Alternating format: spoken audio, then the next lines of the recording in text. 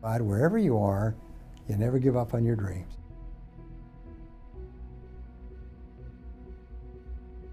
Most people have great goals. I want to increase my income and lose weight and get out of debt and be thin and happy and healthy and have a wonderful family. But then they decide, but before I start, I'm going to take a vacation to a beautiful place called Someday Isle. And in my estimation, 80% of the population lives on Someday Isle. Someday I'll lose some weight, and someday I'll read that book and listen to that program and join the Yes Network, and someday I'll get out of debt, someday I'll increase my income, but it's always Someday Isle. If you want to be a great success, there's one simple rule, is vote yourself off the island for life. If you decide you're going to do something, do it. You know, they've done dozens and dozens of studies over the years. They find that there's one major difference between successful people and unsuccessful people. And successful people launch. They start. They get on with it. They just do it. Unsuccessful people get the same ideas and the same information, but they've always got an excuse for not starting.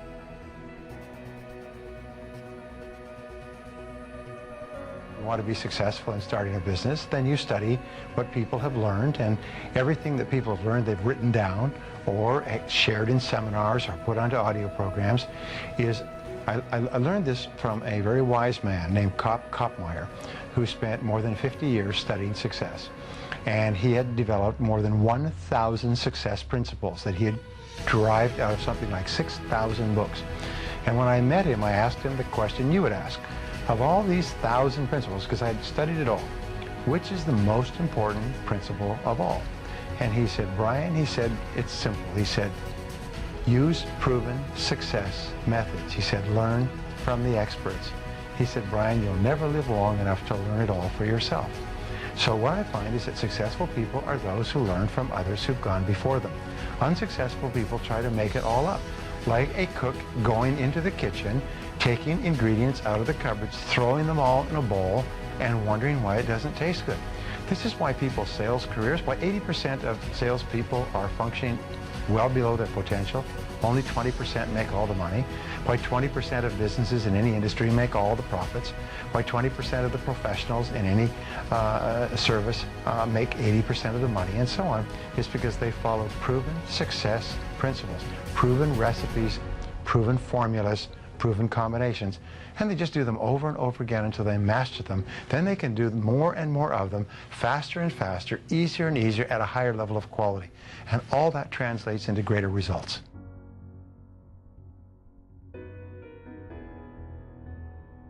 The list of 10 things, 10 goals that you'd like to accomplish in the next year or so, and ask this question. If I could only accomplish one goal on this list, which one goal would have the greatest positive impact on my life? If you could only accomplish one goal in life, which one goal would have the greatest positive impact on your life? Now, for most people, especially when you're maturing in your career, when you're growing up, the biggest goal is money. If you had money, then you could buy a house, home, car, family, lifestyle, and so on. So that's quite normal. For other people, it may be a health goal. For business owners, maybe a business goal. For people with relationship problems, maybe a relationship goal. But ask yourself, if you could achieve one goal or resolve one problem, and remember, a problem unsolved is merely a goal unachieved, which one would it be? And write that down and make that the major definite purpose of your life. Make it the central organizing principle of your life. When I was a young man, I had a revelation that changed my life. I had read articles and sometimes books on time management over the years and made some lists and set some priorities and things like that. And I always felt, however, that my life was the sun and that all the different factors of my life were like planets that orbited around my life. And whether that was physical fitness or socializing or work or time management, they were all planets in orbit. What changed my life was when I realized that time management is the sun and everything that I do is the planets in orbit. Everything we do in life revolves around time because time is life. Time is the substance of our life. Is that the quality of your life is determined by the quality of your time management. That everything we have or are or ever will be a direct result of how we use our time. And the wonderful thing is we're always free to choose how we use our time. There's a process which has made more people rich than any other single process of goal achieving. And it's to take your major goal and structure it as a question. If your goal is to earn $100,000 a year, then you write, how can I earn $100,000 in the next 12 months? Now, that's an open-ended question, not how can I earn it at my job or doing a specific thing, just an open-ended question, how can I earn the amount of money?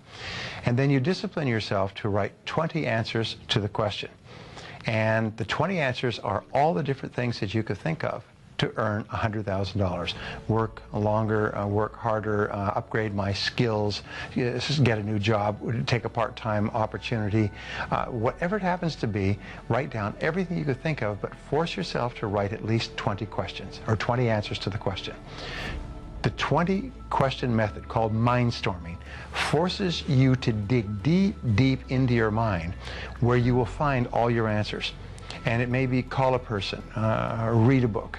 Let me give you an example. We had a young fellow, entrepreneur, he got 35 years old. He'd built a successful business. He'd worked about 10 years to do it. And he, for 2 years, wanted to sell his business so he could take a year off and travel, enjoy his money. And so for 2 years, he just sort of floundered around like a fish on the dock, wanting to sell his business. Nobody offered to buy it. He suggested it to people. People were not interested, and so on. And in this exercise that they put him through, his 20th answer, and often it's the 20th answer that is the breakthrough, was buy a book on how to sell your own business.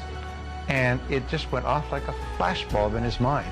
At the break, he got up. It was a downtown hotel. Got up, went down to the street to a major bookstore, went and found, he was amazed at the number of books that had been written on how to buy and sell a business. So he bought 2 or 3 books. 2 months later, he had restructured, packaged his business, sold it completely, satisfactorily, and took a year off. He said, but it was just a single idea. It was a breakthrough idea. But it was so simple, just get a book on the subject. And you think, boy, that's pretty obvious, yes? But it's the most obvious answers that we overlook.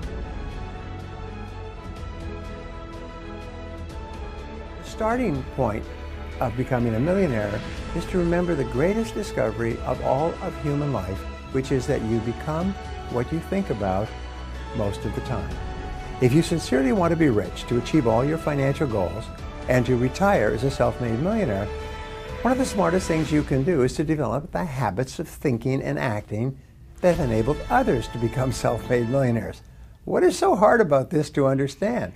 Most people are thinking of how little money they have. They worry about being broke. They're worried about lack and poverty. They're worried about the prices of everything, and they're wondering why they're not flourishing financially, because they're thinking about poverty and lack rather than prosperity and abundance. Now, these habits of financial success are learnable, as all habits are, by practice and repetition. In other words, you can program yourself to think like self-made millionaires. And remember, it has to start on the inside before it ever comes true on the outside. Here's an important point. Nothing works the first time. When you try something new, it probably won't work. When you try something new several times, it probably won't work. And the turning point in my life came when I would hear good ideas, and I was so eager to be successful in selling. I would run out and try the ideas, and they wouldn't work. I'd try a way of getting an appointment or answering an objection or closing a sale. It wouldn't work. And my natural response, and I think just to be disappointed. And then I realized nothing works, at least the first few times. So I decided I would try a new idea 5 or 10 times before I passed judgment on it. I would not just try it once and quit like most people do, and that changed my whole life. It was the turning point of my life, because I realized from then on, if you've got a good idea and you've got a good goal and you want to double your income and improve the quality of your life, and you have to try new things in order to get new results, it's not going to work the first time. So you say, well, that didn't work, try something else and try something else and try something else. Now, if you try, only 2 things can happen. What are they? Succeed or fail. If you succeed, you do more of it. If you fail, you learn from it, get smarter, and try it again. So you cannot lose by taking action. You can only lose by not taking action. Natural tendency when we hear or learn something great is we want to convince everybody else of it. All right, and you see this, people who quit smoking suddenly want there to be no smoking in the world. People who adopt a religion or a political philosophy want everybody to join the next day. But the very best thing, as I mentioned earlier in our seminar, is that you must teach men at the school of example, for they will learn at no other. So what you need to do is be an example, and be an example for an extended period of time. Give yourself 2-3 months, maybe a year, of being the new person. When you go on a diet, don't insist that everybody else go on a diet the next day. Actually go on the diet, stay on the diet, lose the weight, achieve the level of financial fitness, and attract people so they come to you and say, what is it that you're doing? Or what is it that you're reading? Or what is it that you have that makes you different? Only then, when they reach out, do you offer it to them. The flip side of this is that in the main, people don't change. You can change, and you'll find it much easier to change if you're with positive people. Very hard to change with people who don't want you to change, who want you to be the person that you were. But in the main, people don't change. So sooner or later in life, you're often going to have to make some hard choices. In the short term, be the person, as Gandhi said, be the change you want to see in the world. Be the kind of person that you want to see. And if that does not bring people around, then be prepared to go to the next step. Be prepared to walk away. Well, Aristotle said that 95% of everything you do is the result of habit. So the rule is form good habits and make them your masters, rather than allowing bad habits to form. In fact, the other rule says this, is that good habits are hard to form, but easy to live with. Bad habits are easy to form, but hard to live with. Now, one of the turning points in my life and my studies of psychology was the discovery that all habits are learned and can be unlearned. Actually, you don't actually unlearn a habit, you simply replace a bad habit with a good habit that has more power and impact. And how do you develop a good habit? You develop a habit by repetition. Almost everything you do from the time you get up in the morning is habit. So start to think about yourself. What would be the best habits to have? Good question. At what age should one give up on their dream? Never. Goethe said this, Henry Ford said this, Rockefeller said this, you're only as young or as old as your dreams. And as long as you still have dreams and visions and goals, they keep you young. It's the most amazing darn thing. One of the great stories is the story of Kentucky Fried Chicken. Once upon a time, there was a little boy named Harlan, and Harlan was taught by his mother a special recipe down south in the United States on how to make chicken. When he grew up, he got a job as a short order cook in a small cafe. And he asked his boss if his boss would be interested in this chicken recipe. And his boss said, sure, throw it together, see what the people say. Turned out that everybody liked this special chicken recipe with all these secret herbs and spices. Well, for the rest of his career, right up till he was 65 years old, he either worked in little cafes or sometimes he owned a little cafe. When he was 65, he had a little cafe and he was making his chicken, and he had people coming from all around to eat his chicken. And the highways department built a highway past his little restaurant, his little chicken place, and put him out of business. They cut off the road so nobody could get to it. About the same time, he received a Social Security check, his first Social Security check at the age of 65. And he became angry. He said, I'm 65 years old, but I'm not ready to give up on my dreams. What do I have to sell? And he realized the one thing that had kept him going all those years, the mainstay of his little career, was his mother's recipe of 17 or 18 herbs and spices. So he put them together in little bags, one bag per chicken, and he put his pots and pans in the back of his old car, and he started driving up and down the eastern seaboard, going from cafe to cafe to cafe, to ask them if they would pay him 5 cents a bag for his magical combination of herbs and spices.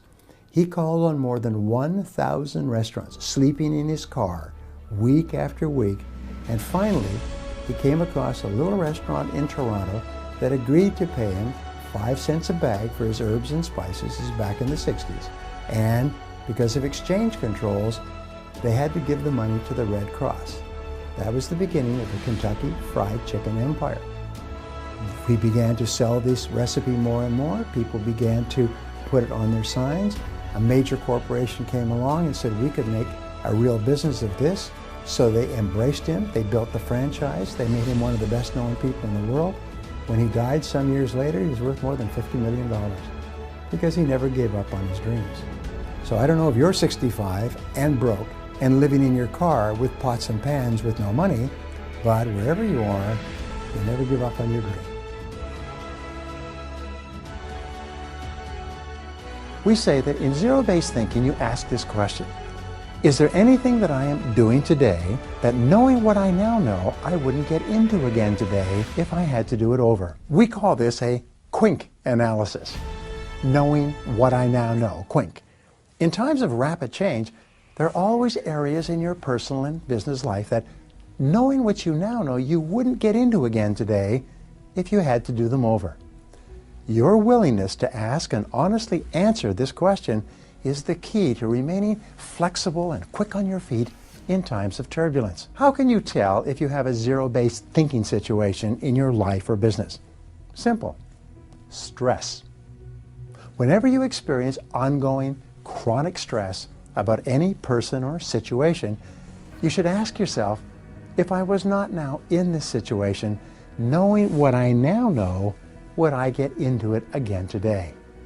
This is a great question. Now here's another question for you. What percentage of the time do you think that you will turn out to be wrong? Well, the answer, according to the American Management Association, is about 70%. 70% of your decisions will turn out to be wrong in the fullness of time. It's amazing how many people will stay in a bad situation or continue with a bad course of action because of their unwillingness or inability to admit that they made a mistake or that they were wrong in the past. But remember this, when you made the decision, it was probably a good decision based on the situation at that time, but now the situation has changed. Now you have to evaluate your situation based on the current reality. Recognize that everything that you achieve in life is going to be with the help or support or cooperation of other people. So always think, what is it that other people want and need from me? How can I help other people so they'll want to help me back? If you're in sales, top salespeople think about their customers all the time. They think about who their customers are and what their customers want and how they can help them the most and how they can help them even more today.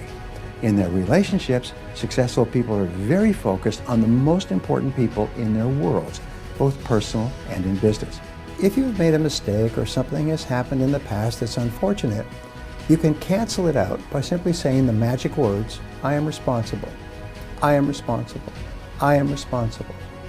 If someone has hurt you or you've had a difficult experience in your childhood, you can say, well, I didn't do anything. Yes, but you're responsible for how you respond today. A Nobel Prize-winning study of the evolution of civilizations came up with the term responsibility. Is your ability to respond effectively with the ups and downs and negative events of life is the key measure of your ability to be successful and happy in the future. And what you do is you say, whenever you feel negative or unhappy about anything, you say, wait a minute, I'm responsible. I'm responsible for my life. I'm responsible for what happens. I can't change the past, so I'm not going to spend a second worrying about the past. I'm going to become so busy working on my future and my goals that I don't have time to think about the past. Ask my entrepreneurs, I say, why do you get up and go to bed in the morning, go to work in the morning? Why do you get out of bed? And they say, they think about it for a while. And I say, well, the answer is MMM, which means make more money. You don't go to work to make less money or to make the same money. You go to bed, you go to work to make more money. So I said, now how do you make more money? Well, it's called SMS, and that means sell more stuff. And so you MMN by SMSing. Now, if you are not selling more stuff in the course of the day, then you might as well go home to bed and pull the curtain, pull the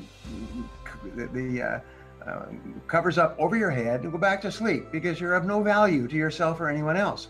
And then I start to point out, I learned this from a very successful man. Look around your office, all right? Look around your office. Now, what don't you see in your office? And the answer is you don't see any customers, all right? So why are you in your office? There's no customers there, and you can't sell more stuff. And if you think you're going to sell more stuff by sending out tricky email messages, then you probably need some medication or a checkup from the neck up. The only way that you sell stuff is you go out there and you talk to customers and you ask them to buy it. And so if you're not out asking to buy it, now what are the 3 keys to selling more stuff? They are prospecting, presenting, and closing.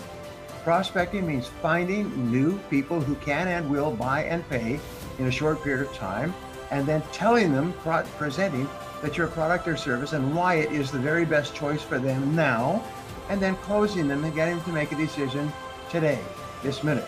So therefore, they all come together is prospecting, presenting, and closing is how you sell more stuff, which is why you got out of bed in the first place. Now, so they interviewed, interesting point, because I've been through all of this myself. They've interviewed entrepreneurs and they say, how important are sales to your business? And the entrepreneurs say, oh, most important thing of all, oh, sales, blood to the brain, oxygen, to the heart. Without that, there's no business. I say, okay, well, next question the researchers asked is how much of your time in the course of the day do you spend selling more stuff? And they say, oh, all day long. That's all I do. It's all I think about. I get up in the morning, think about it all day. And so then they said, well, all right, do you mind if we follow you around with a camera and a stopwatch for 30 days and just see how you actually use your time? No problem at all. You know what they found out? The average entrepreneur spends 11% of their time prospecting, presenting, and closing. Wow. The other 89% is spent, excuse the expression, dicking around. They're doing fun things, easy things, checking their email again, sending out emails. They're making phone calls. They're checking their spam. They're spending so much time. 50% of working time today is wasted. And if they're not checking email, they're chatting with their friends, they're chatting with their buddies, and they're drinking coffee, and they're having lunch, and they're going around feeling like big shots because they've got their own business. But the fact of the matter is, if you're not prospecting, presenting, and closing, you might as well go home to bed because you're of no value. Even worse, you're probably a detriment to other people because you're stopping them from working by talking to them or sending them email or keeping them busy. Email, according to Harvard University, and it's about 3 studies I've read this week, is killing entrepreneurs because they can't stop. They have this irresistible, almost like an addiction to electronic interruptions, and they can't stop. And so just yesterday, Wall Street Journal had this great article, which is what I've been saying for the last 5 years, is turn it off. Don't turn it down, turn it off. Check it every 2 to 3 hours and then turn it off. Oh, what if it's an important message? Well, what you do is you say this: I check my email 3 times a day. If you sent me an email between those times, I will get back to you as soon as I can. If this is an emergency, phone this number. And the phone will never ring. And then what you do is you do 3 20-minute phases a day. First of all, you do your first check is at 10:30 or 11. You do not check your email in the morning because that immediately addicts you and you're on email all day long. So you wait till 10:30 or 11, check it once. Wait till 2 o'clock, check it again. Wait till 4:30, check it the 3rd time. On and off in 20 minutes and shut it down. If you can do that, you'll double and triple your productivity. And that's one of about 100 ideas that I can give you.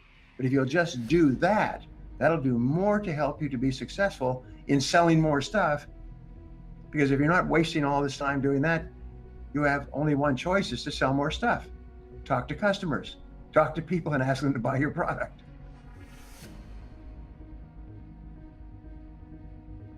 I'll give you a very simple process. I was teaching this to someone in Japan yesterday, actually a very large number of people in Japan yesterday. And it starts with a piece of paper and you. A piece of paper and a pen or pencil will make you rich. And we won't go into goal setting, it's a whole separate process, but make a list of everything that you have to do tomorrow. The best time to make your list is the night before. If you make a list of your whole day for tomorrow, your subconscious will work on your list overnight and you'll wake up in the morning with ideas and insights that are sometimes quite amazing. So you make a list and then you look at the list and you ask this simple question: if I could only do one thing on this list before I was called out of town for a month, which one task would I want to be sure to get completed? And put a circle around that, your list. Now, when you get up in the morning, whatever time you start, and that's a very interesting point, wealthy people get up in the morning by 6 a.m. Poor people get up at 7 or afterwards. Wealthy people get up earlier, poor people get up later. Real simple. So if you're getting up around 7 o'clock, you're always going to be poor. For the simple reason, by the time you get started, the day is half finished, and now you're checking your email and you're talking to your friends, and then it's lunchtime and coffee time and spam time and everything else. Get up at 6 o'clock and develop a ritual.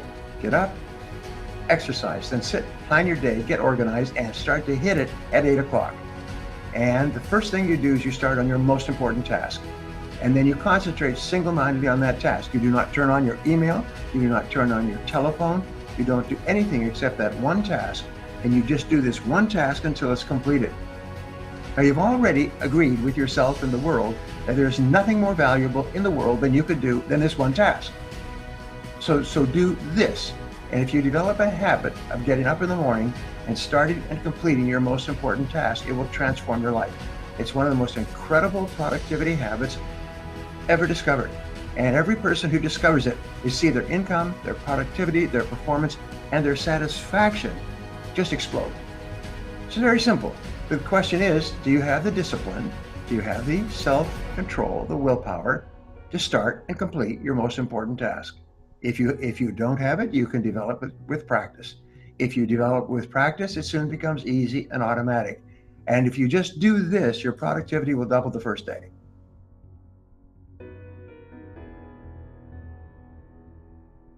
Well, you just keep working at it and working at it. The best way of all is to plan it in advance. Instead of sitting down, never start work without a list, and never start work without prioritizing your list. People sit down and they say, well, before I make a list, I'll check a little email, check a little spam, send something to my friends, see what's going on YouTube, and so on and so forth. And then they look up and it's 10 o'clock and they haven't done anything of value. So what you do is you have to say, what do they say?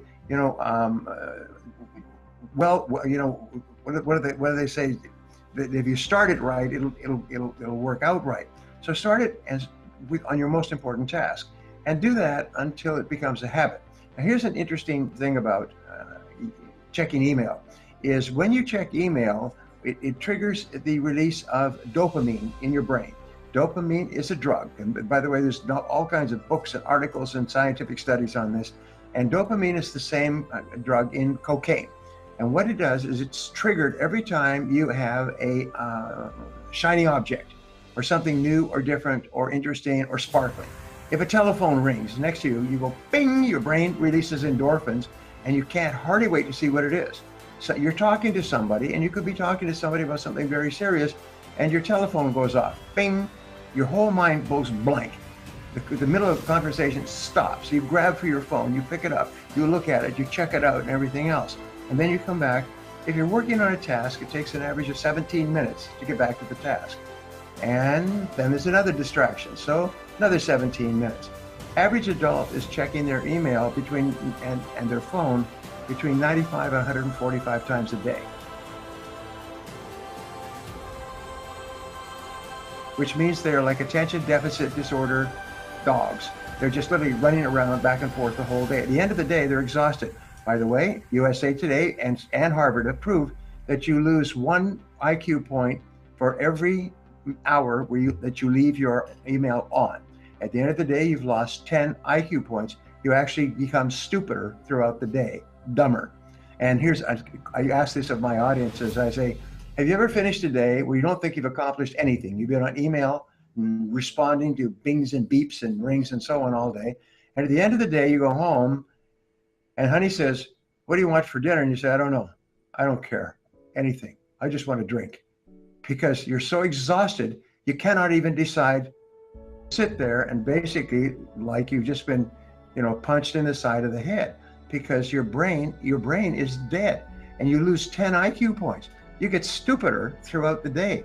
You've got to turn that darn thing off if you want to remain sharp. Develop the habit. You say, I'm going to develop the habit, and I'm going to give myself my reward, and my reward will be to check my email after I finished my first task. So all of success in life is task completion. Let me repeat that. I just had a long conversation with an entrepreneur, and he almost fell off his chair.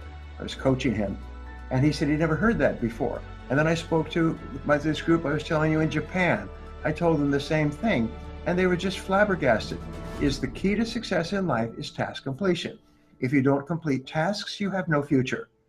And so if task completion is the key, then what you do is you complete more and more important tasks. And if you start every day by completing the most important task, your brain actually releases endorphins. Now, endorphins is another chemical, and it's only released when you do something that is life enhancing.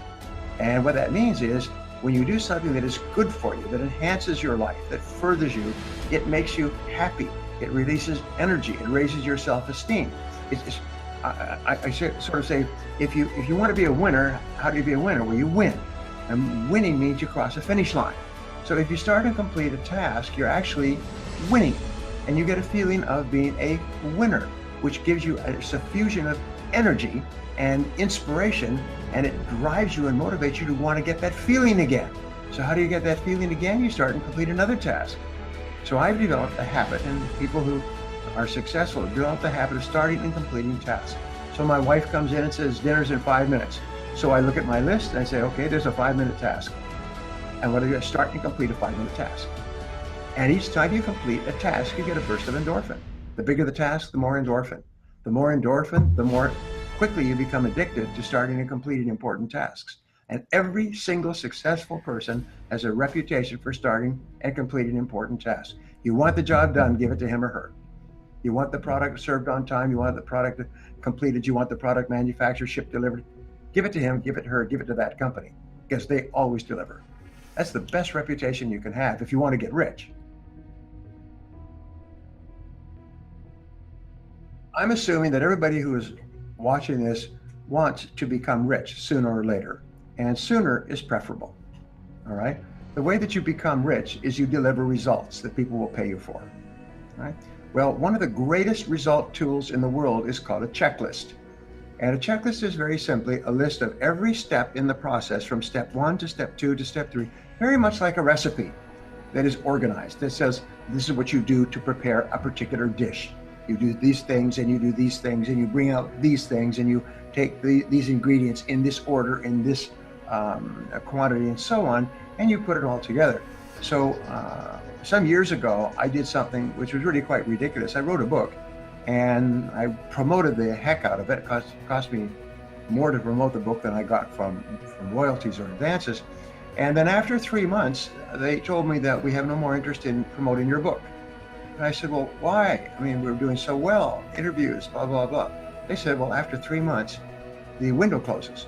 Is when you write a book, there's a 3-month window prior to the book coming out, and 3 months after it comes out, and then it closes, we go on to other books. Your book is now an old story. It's yesterday's news. And I said, well, geez, what can I do with that? I said, I know, I'll write a book every 3 months. And I made that decision. I'm just now working today to finish my 82nd book. It'll be finished by Friday. And all with major publishers. Every one is published by major publishers, no self-publishing. And I'm talking about Simon & Schuster and Wiley, and I have just published 4 books with the biggest publisher in the world, Penguin Random House, and they came to me and asked for the book. So a person says, well, how do you write a book? I say, I take out my checklist, and I say, the first thing I need to know, we need to agree on the subject, all right? And I only write on a subject that I put in hundreds of hours of research and experience. The second thing we need to know is when is the drop dead date? When do you plan to publish the book, release the book, and when do you have to have it in your hands, which is usually fully 6 months before the book is published, okay? So I work back from there, and then I've got a checklist. Now I know what the subject of the book is, when the book has to be in the hands of the publishers, and then I work all the way back to step 1. And step 1, and by the way, anybody who wants this, just go onto my website, briantracy.com, and just say Brian's checklist for writing. It's free. And it's 20 points, because people kept asking me, how do you write so many books? I've written now 4 or 5 books a year for 20 years.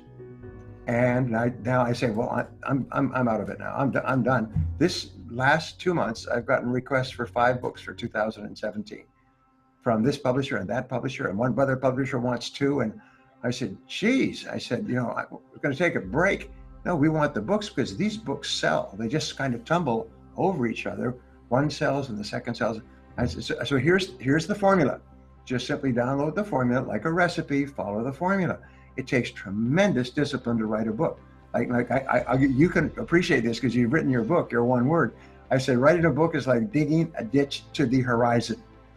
Can you picture that? It's like, in other words, you just work and you lift up your head and all you can see is the horizon. You put your head down, you work and work and work. You look up, it's still the horizon out there, hour after hour after hour. But you got to get started.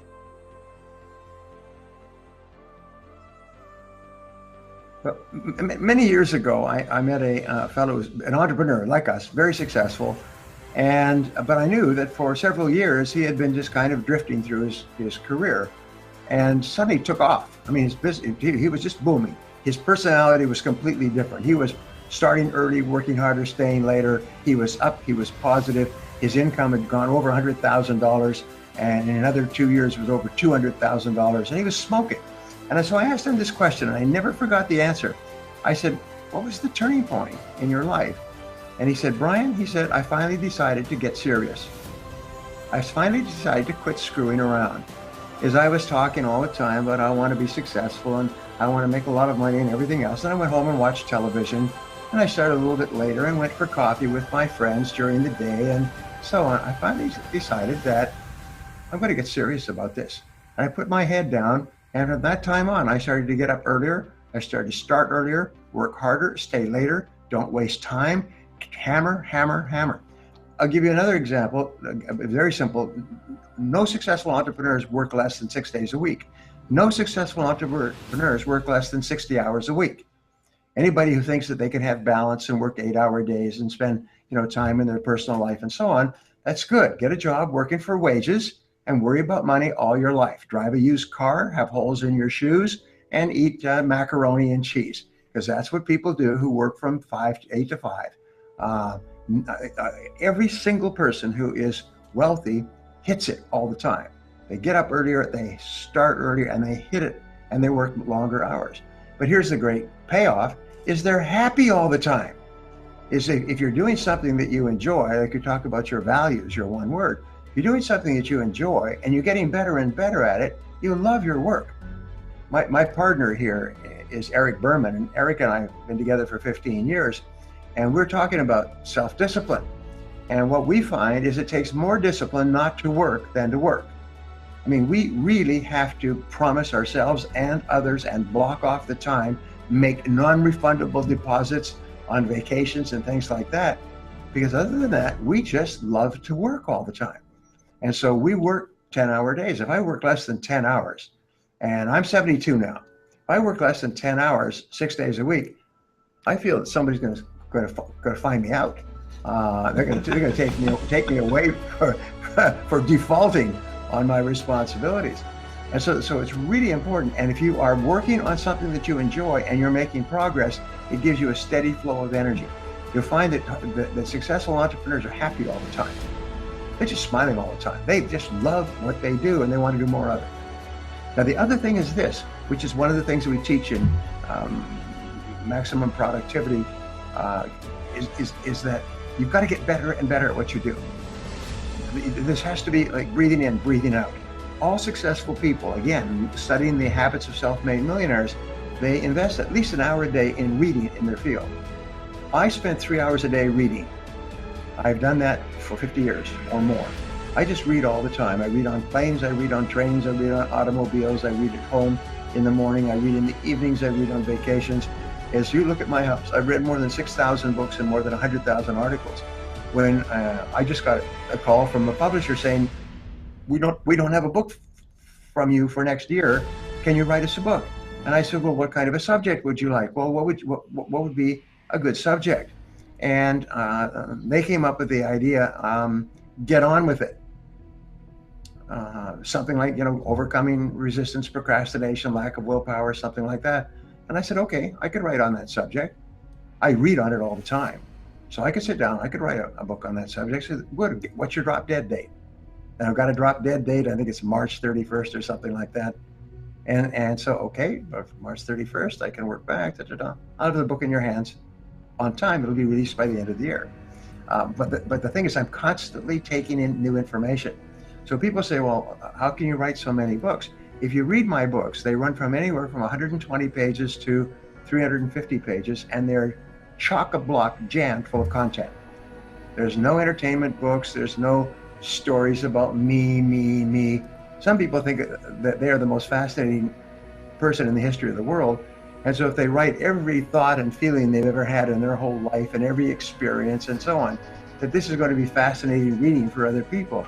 No, nobody cares about your story. Everybody cares about their story. But what they do care about is getting better so they can earn more money faster.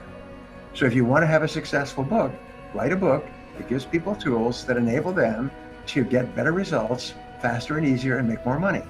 And people will buy the book by the thousands and tens of thousands, and in my cases, by the millions.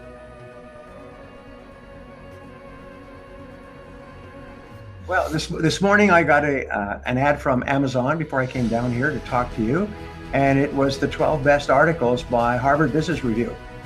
Best most practical articles on business success, condensed into a single book, $14.95. And what I do is I automatically click buy.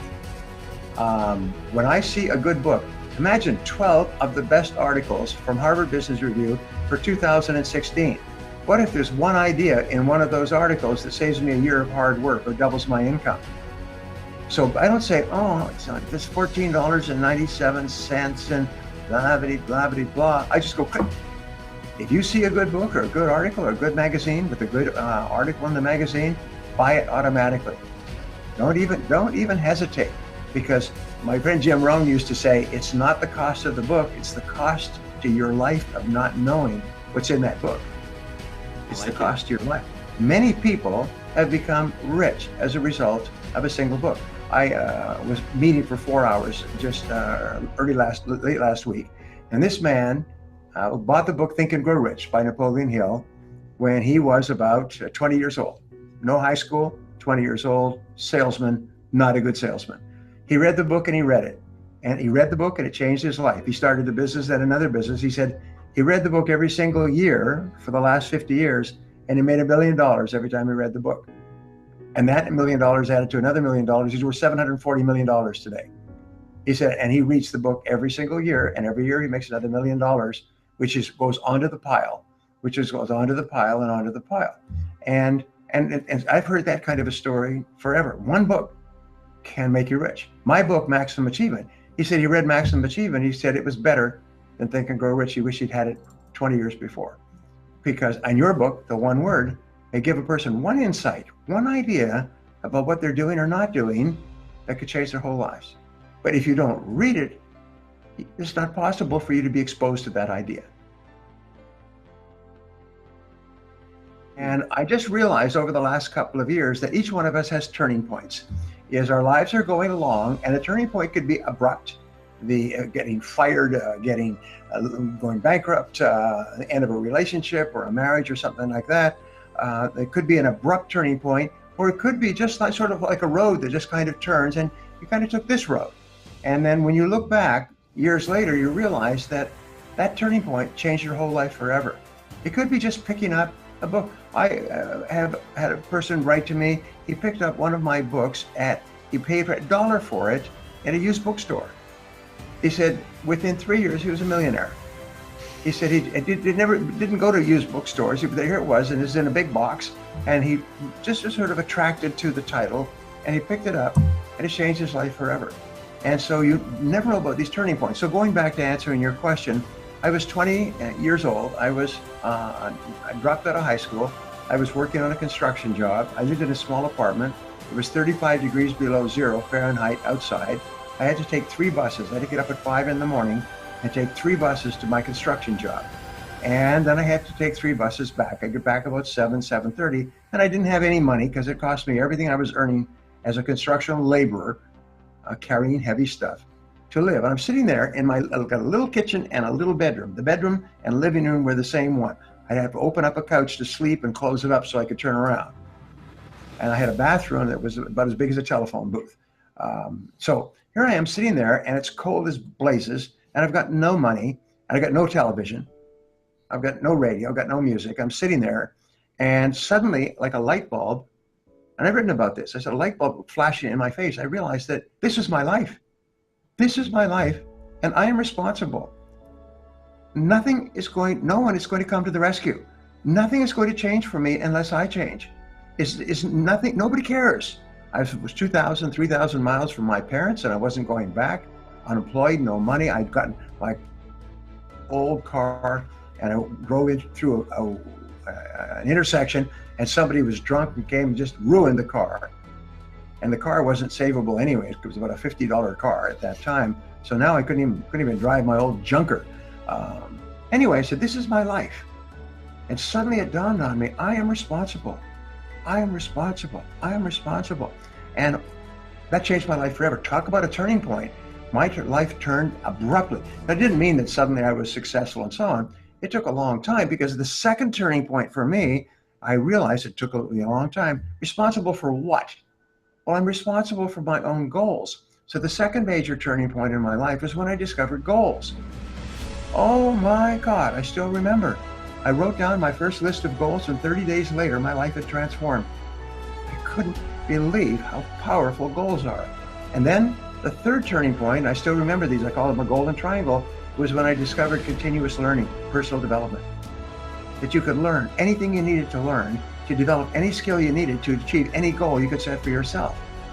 Those three turning points made my life. And then years and years later, funny, Stephen Covey became a friend of mine. I wrote the introduction testimonial for his book, 7 Habits of Highly Effective People. And if you look at Stephen Covey, his first chapter is Take Charge, Accept Responsibility. Jack Canfield is a dear friend of mine who wrote the Success Principles. First chapter, Accept Responsibility, Take Charge of Your Life. You'll find that the smartest people who have ever examined success say, without taking responsibility, nothing can happen. But when you take responsibility, which means no excuses, no blaming, no criticizing, no complaining, once you take responsibility, your future is unlimited. Question, it makes me happy every time I think about that moment when I realized I am responsible. The entire future of your life is going to be determined by the results that you get. One of the things that I teach, I say, what is your most valuable financial asset? And the answer is your earning ability, your ability to earn money. And your ability to earn money is your ability to get results that people will pay you for. And so if you can increase your ability to get results, you increase your ability to earn money. And one of the things you do is accept responsibility, set goals and plans, all of which we teach you, and also to continuously get better and better at the most important things that you do to get results to earn money. All right, so saying that with regard to this program, I always ask people, I say, how would you like to double your income? Anybody here like to double their income? And I'll ask this of 100 or 1,000, or in one audience I had 18,000 people. And everybody says, yes, of course. I say, well, I can give you 7 ways to double your income in the course of this seminar. And so I'll give them to you as the seminar goes along the right place. And I started the seminar and I come back and I say, well, why don't I start off with 1 way guaranteed to double your income tomorrow, 100% success rate worldwide. Would you like to hear that? Everybody says, yes, yes, yes. I say, well, it's very simple. I said, I want you to imagine that you have 2 types of tasks. You have tasks A, one side, and you have tasks B, okay? So tasks A are those tasks that move you directly towards your most important goals, all right? Tasks B are tasks that do not move you toward your most important goals, and even more, they move you away from your goals, all right? So if you want to double your income starting tomorrow, do only tasks A and stop doing tasks B. That's all. Just start doing only tasks A from the time you get up in the morning to the time you go to bed at night. And I heard this wonderful one-liner, which will make you rich. Before you do anything, ask yourself, is this moving me toward my most important goal, or is it merely a distraction, a waste of time? Is this moving me toward my most important goal, or is it merely a distraction? And if it's a distraction, it's in task B. Stop doing it. It's almost like slapping a person's hand. Don't do things that are not moving you towards your most important goal. What is your most important goal? It's to double your income. How do you double your income? You get more results. How do you get more results? You do your most important tasks and you complete them. This is not a mystery. And I've had people come back to me over and over and say, I can't believe. Oh, and it worked. I doubled my income the following week. After 12 years of work in my field, I just disciplined myself not to do tasks B and only do tasks A. And anybody who's listening to this, I guarantee you, you'll double your income within the next few days if you just stop doing useless things. Those things that are moving you toward achieving the most important goals you have. And the most important goal you have is to double your income.